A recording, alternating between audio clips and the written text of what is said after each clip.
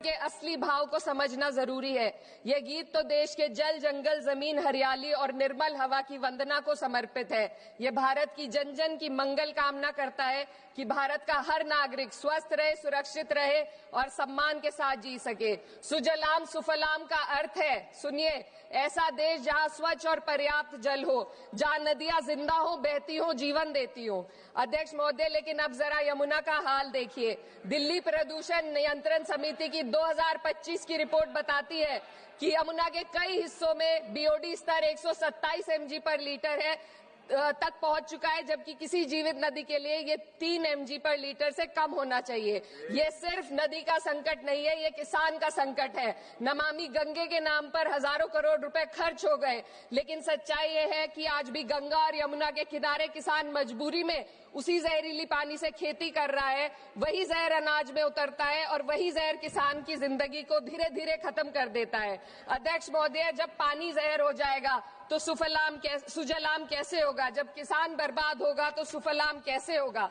मलयज शीतलम, Malay का अर्थ है Malay पर्वत से बहने वाली ठंडी, सुगंधित, चंदन जैसी हवा जो जीवन देती है, बीमारी नहीं।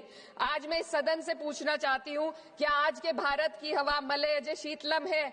नहीं अध्यक्ष जी, बस संसद से बाहर कदम रखिए, एक गहरी सांस लीजिए। ये चंदन की महक नहीं, ये जहर है जो आपके हमारे फेफड़ों में उतर रहा है। दुनिया के 20 सबसे प्रदूषित शहरों में से 13 भारत में है। दिल्ली की हवा में सांस लेना मानो रोज 20 सिगरेट पीने जैसा हो। भारत हर साल सर्दियों में जहरीली हवा के प्रकोप में घिर जाता है। AQI गंभीर स्तर पर आ जाता है।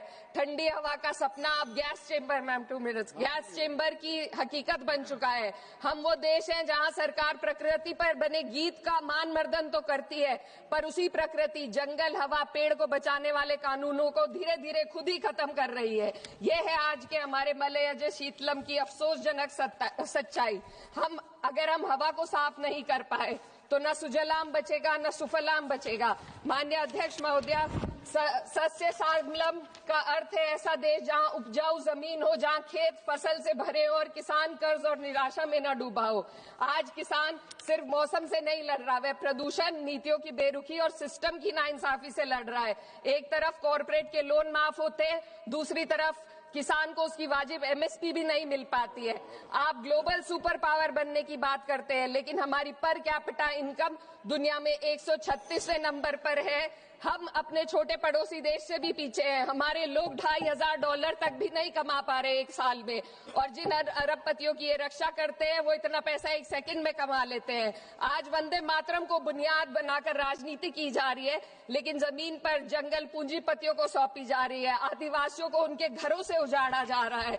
मातरम में जो मात्रा माता है वे सिर्फ मातृभूमि की वंदना नहीं, वे इस धरती की हर नारी, वे इस देश की हर बेटी, हर महिला के सम्मान की बात भी करता है। लेकिन आंकड़े अगर आप देखेंगे, NCRB की हाल की रिपोर्ट के अनुसार, मैम जसवंत के अनुसार, देश में हर वर्ष लगभग 30,000 से अधिक बलात्कार हो रहे हैं। यानी एक दिन में 80 से अधिक महिलाएं यौन हिंसा का शिकार होती हैं, और ये सिर्फ दर्ज मामले हैं।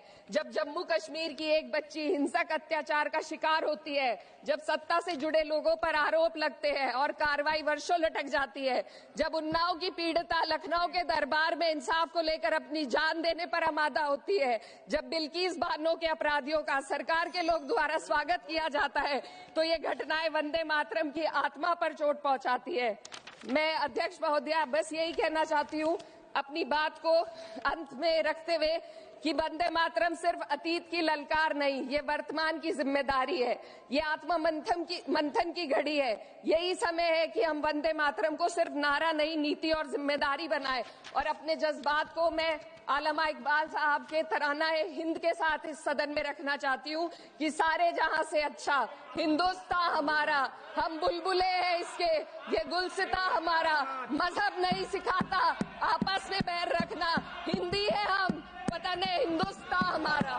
श्रीमती लवली आनंद।